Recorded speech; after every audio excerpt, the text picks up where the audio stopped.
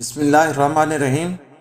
السلام علیکم ناظرین، اوریہ مقبول جان صاحب اپنے کالم یہ کبھی پاکستان کا اعزاز تھا میں لکھتے ہیں، میری عمر صرف 7 سال تھی جب میں نے اپنی زندگی کے پہلے احتجاجی جلوس میں اپنے والد کی انگلی پکڑے شرکت کی۔ جلوس کے دوران میرے والد مسلسل آنسو بہاتے جاتے جیسے ان کی داڑھی تر ہو جاتی۔ یہ دسمبر 1963 کا آخری جمعۃ المبارک تھا جب گجرات کے شہریوں کو یہ علم ہوا کہ سری نگر کی مشہور درگاہ حضرت بر رحمۃ اللہ علیہ سے رسول اکرم صلی اللہ علیہ وسلم کا منہ مبارک چوری ہو گیا ہے۔ جمعے کی نماز کے فوراً بعد پورا شہر غصہ میں ابلتا ہوا سڑکوں پر تھا۔ یہ غصہ صرف گجرات شہر تک محدود نہ تھا بلکہ پاکستان کے ہر قصبے، شہر، یہاں تک کہ گلی محلوں میں لوگ سراپا احتجاج تھے۔ بھارت کے مسلمان جنہیں انگریز سے ہندو کی غلامی میں گئے ابھی صرف 16 سال ہوئے تھے، اپنے مخصوص مادی مفادات کی وجہ سے خاموش رہے، لیکن پوری ریاست جموں کشمیر میں مظاہرے اس قدر شدت اختیار کر گئے کہ امن و امان قائم رکھنا مشکل ہو گیا۔ اس احتجاج کا اس قدر اثر ہوا کہ 31 دسمبر 1963 کو وزیر اعظم جواہر لال نہرو خود قومی ریڈیو پر آیا، واقعے کی مذمت کی اور منہ مبارک ڈھونڈنے کا وعدہ کیا۔ چند دن بعد یعنی 4 جنوری 1964 کو منہ مبارک بازیاب ہو گیا۔ دوسری دفعہ میں نے جس جلوس میں شرکت کی بلکہ اس جلوس میں آگے چلنے والوں میں سے تھا، وہ 1969 میں ہمارے زمیندار کالج کے طلباء نے اس دن کے اخبارات کی اس خبر پر نکالا تھا کہ ایک بہت بڑے انگریزی انسائکلوپیڈیا نے رسول اکرم صلی اللہ علیہ وسلم کی جعلی تصویر شائع کر دی ہے۔ اس جلوس اور ہنگامہ آرائی کی وجہ سے 13 سال کی عمر میں مجھ پر پہلا مقدمہ درج ہوا تھا۔ پاکستانی قوم کو ہمیشہ سے یہ اعزاز حاصل رہا ہے کہ دنیا کے کسی بھی ملک میں کہیں بھی کوئی گستاخ شخص توہین رسالت کا مرتکب ہو تو یہ قوم مضطرب و بے چین ہو جاتی رہی ہے۔ دنیا بھاری نہیں بلکہ پاکستان کے سیکولر لبرل بھی ہمیشہ یہ تانے دیتے تھے کہ صرف پاکستانیوں کے ہی دل میں توہین رسالت پر انوکھا درد اٹھتا ہے۔ باقی 57 اسلامی ممالک بھی تو اس دنیا میں ہیں، کوئی پاکستانیوں کی طرح دیوانہ نہیں ہو جاتا تھا، جس کا عاشقان رسول صلی اللہ علیہ وسلم ہمیشہ یہ جواب دیا کرتے تھے کہ یہ تو ہمارا اعزاز، ہمارا فخر ہے، ہمارا توشہ آخرت ہے کہ ہم رسول اکرم صلی اللہ علیہ وسلم کی ناموس پر کٹ مرنے کے لیے تیار مسلمانوں کا ہمیشہ سے ہراول دستہ ثابت ہوتے ہیں۔ یہ پاکستان کا مستقل اعزاز تھا۔ برصغیر پاک و ہند کے مسلمانوں کی ایک تاریخ ہے۔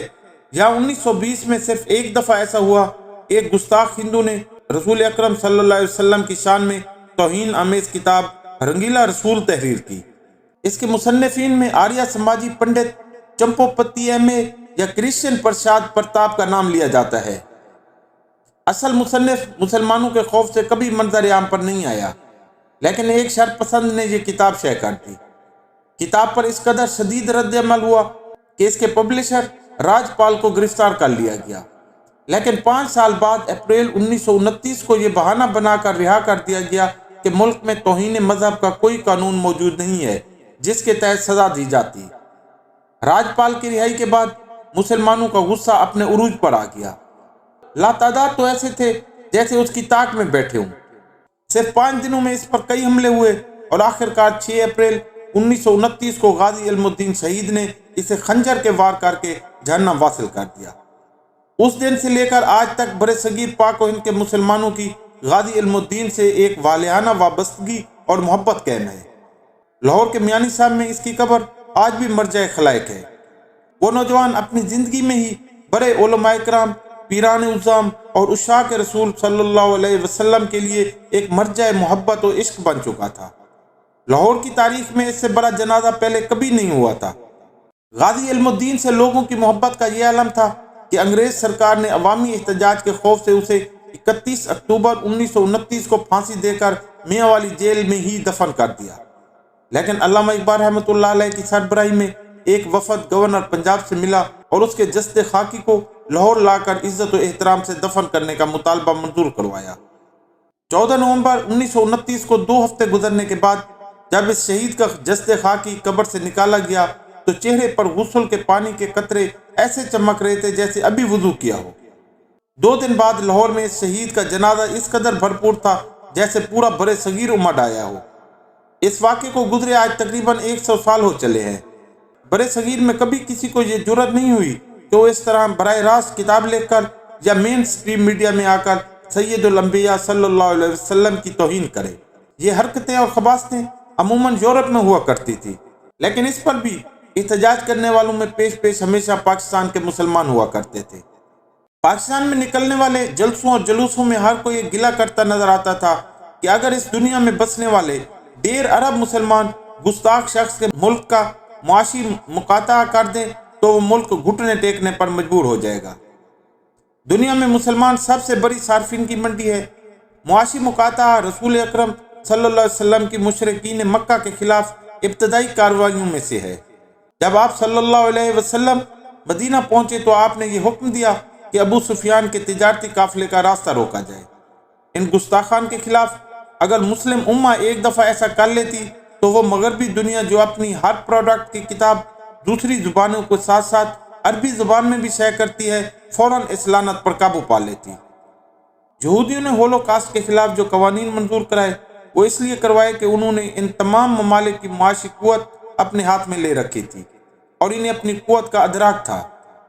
ان کے ہاتھ میں صنعت گری یعنی پروڈکشن کی قوت ہے، جبکہ مسلمانوں کے ہاتھ میں استعمال کرنے کی یعنی کنزیومر کی قوت ہے، لیکن اس قوت کا آج تک امت نے کبھی بھرپور استعمال نہیں کیا۔ برِ صغیر پاک و ہند میں 100 سال بعد ایسا ہوا ہے کہ کسی ہندو میں یہ جرأت ہوئی کہ برسر عام ٹیلی ویژن پر اس گستاخی کا ارتکاب کرے، اور وہ بھی حکومتی پارٹی کے ترجمان نوپور شرما۔ اس خاتون نے 27 مئی 2022 کو ایک ٹیلی ویژن پروگرام پر یہ گستاخی کی، اور میرے لیے شرمناک حیرت کی بات یہ تھی کہ پاکستان کی وہ سرزمین جس پر ہم یہ فخر کیا کرتے تھے کہ دنیا کے کسی خطے میں رسول اکرم صلی اللہ علیہ وسلم کی شان میں گستاخی پر سب سے پہلے بے پناہ احتجاج کرتی ہے، لیکن اس دفعہ یہاں ایسی خاموشی طاری رہی کہ لگتا ہی نہیں تھا کہ یہ عشاق رسول کا دیس ہے۔ چند علماء کرام نے اپنے پہلے سے شیڈول جلسوں میں مذمت والی دھواں دھار تقریر کر دی اور پھر چادر تان کر سو گئے، لیکن وہ عرب دنیا جسے ہم لوگ خاموشی کا تانا دیا کرتے تھے، اس وقت وہاں سے عشق رسول صلی اللہ علیہ وسلم کی شمع روشن ہوئی۔ سلطنت عمان کے مفتی اعظم احمد بن سلمان الخلیلی نے 5 جون کو فتویٰ جاری کیا کہ بھارت کی تمام مصنوعات کا فوری طور پر بائیکاٹ کیا جائے۔ ایک لہر اٹھی، پوری عرب مسلم دنیا میں لوگوں نے دکانوں سے بھارتی مصنوعات اٹھانا شروع کر دی۔ قطر اور کویت کے حکمرانوں نے سفیروں کو بلایا، غصے سے بھرے مراسلے تھما دیے۔ ہم آج بھی خاموش ہیں۔